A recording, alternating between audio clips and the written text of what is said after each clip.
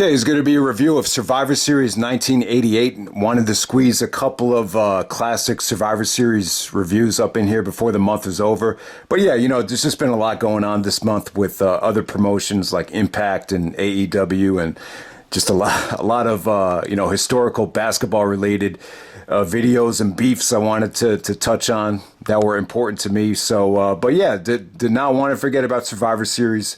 We got Survivor Series coming up this weekend. I think the card looks really good.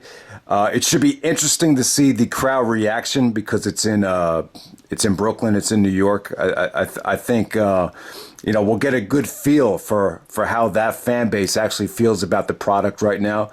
But yeah, the champion versus champion matches, I think they sound cool on paper, but the bottom line is there's no title on the line. I find them very predictable. I just feel like they're going to use that championship or the champion versus champion match to set up the next pay-per-view, whether it's TLC. Hopefully it's Armageddon. Who knows? But I seriously doubt it. But yeah, man, the pay-per-view looks good. One thing you can't deny is that WWE still has a lot of talent. And we'll see how everything turns out on Sunday at the Barclays Center. But yeah, we're going to go all the way back to Survivor Series 1988. So I'm going to do one from the 80s. I'll do one from the 90s, and then we'll wrap it up with Survivor Series 2001, 20th anniversary before the month is over. But yeah, Survivor Series 1988. When you go back to the late 80s, I reviewed Survivor Series 87 last year. Not quite as good as that show, but still, I would say that Survivor Series was probably the best pay-per-view of the year for 1988. A lot of people really feel connected with the old school Survivor Series. The teams felt cohesive.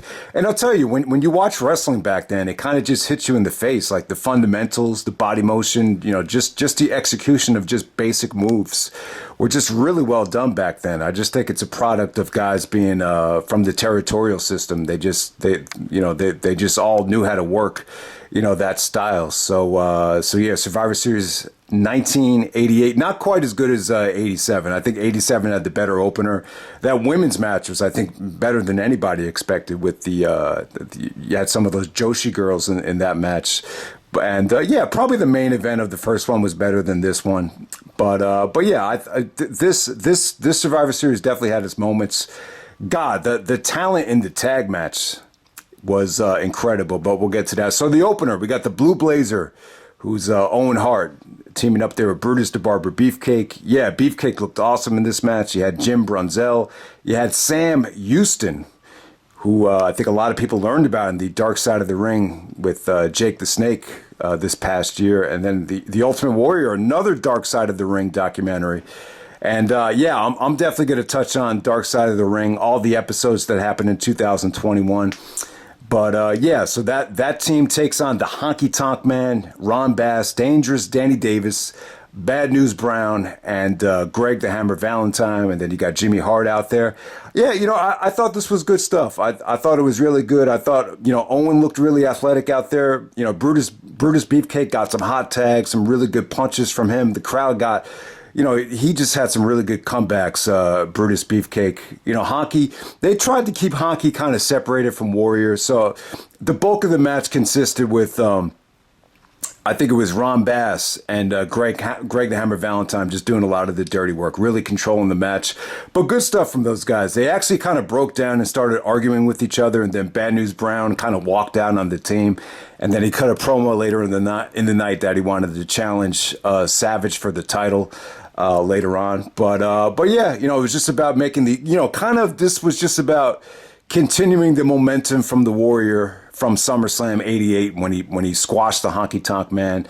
In this match he really didn't touch Honky, but it came down to Valentine and Ron Bass, and ultimately, they made Warrior look good. They really did. I thought the finish featured Warrior doing a double axe handle from the ground to Greg Valentine, but it came off good. I thought Warrior actually, looked athletic, and he was pretty over. It came off really convincing. So we have a pretty solid opener right there. I thought it definitely had its moments. All right, so next up, you got the Powers of Pain, Barbarian and the Warlord. Their teaming up with the Rockers, Marty Jannetty and Shawn Michaels, the British Bulldog, Davey Boy Smith and the Dynamite Kid, another Dark Side of the Ring documentary. The Hart Foundation, Brett and Jim the Anvil Neidhart, and the Young Stallions of Jim Powers and Paul Roma to take on Demolition with Mr. Fuji. So you got Demolition, Axe and Smash. You got Mr. Fuji representing them. This has got to be one of the best manager heel turns of all time. And they team up with the Brainbusters, Arn Anderson and Tully Blanchard.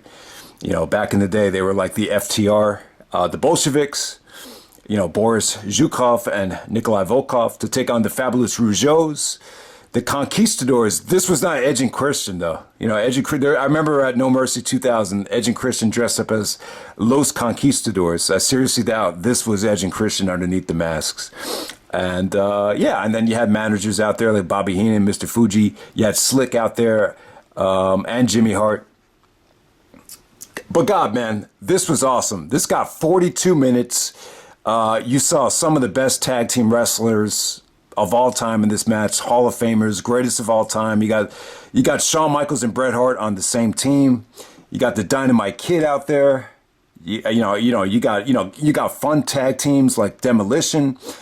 The Rougeau brothers. Obviously, you know how important they are. You know, people loved the Rougeau brothers back in the late 70s. So, yeah, I mean, just too much stuff to go over. You know, the Rockers and the Brainbusters actually both got double counted out because they were in a rivalry at the time.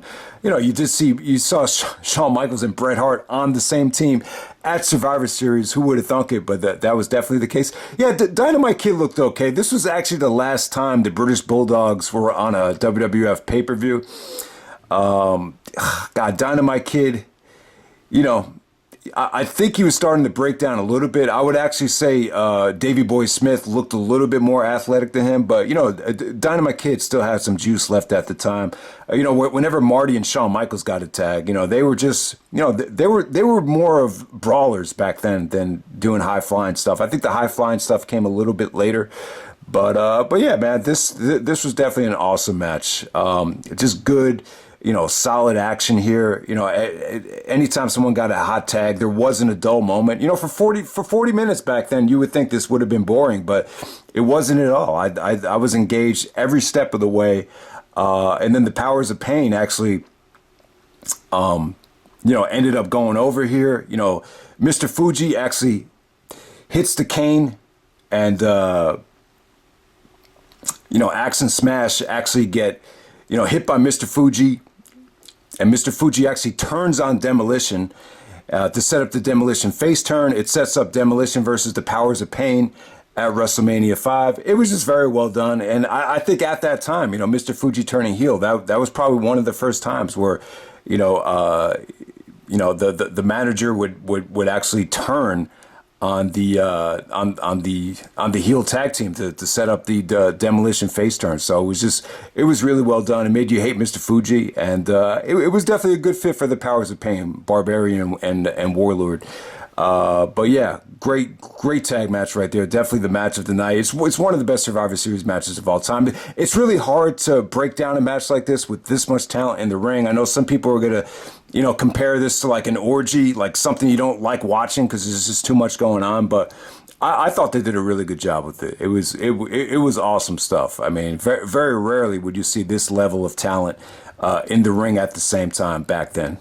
All right, so next up you got Andre the Giant, Dino Bravo, you got Mr. Perfect, you got Rick Rude, and you got Harley Race taking on Jake the Snake Roberts, Hacksaw Jim Duggan, Ken Patera, Scott Casey, and Tito Santana. Once again, this got maybe a little bit too much time. I think the double main event here, they probably could have cut both matches by about 5 to 10 minutes. And they probably would have been just as good. The story here was just Andre the Giant. Every time he was in the ring, Vince must have been working really hard with them in terms of, showing emotion, facial expressions, just trying to be, Andre was just trying to be scary. He basically, he took Jake the Snake, started choking him out by the rope, and would only break on the 5 count to stop from getting disqualified. So that was really interesting there.